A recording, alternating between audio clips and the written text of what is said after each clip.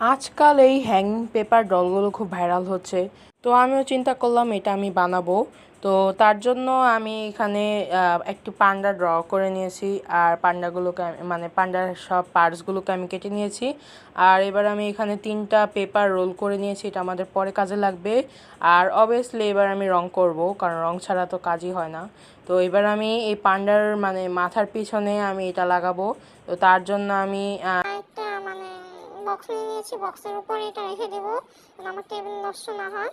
তো তাই আমি এটার উপরে মানে ফেভিকল লাগিয়ে তারপরে আমি এটার উপরে একটা লাগাবো, আর এখানে সাইডে 2টা লাগাবো।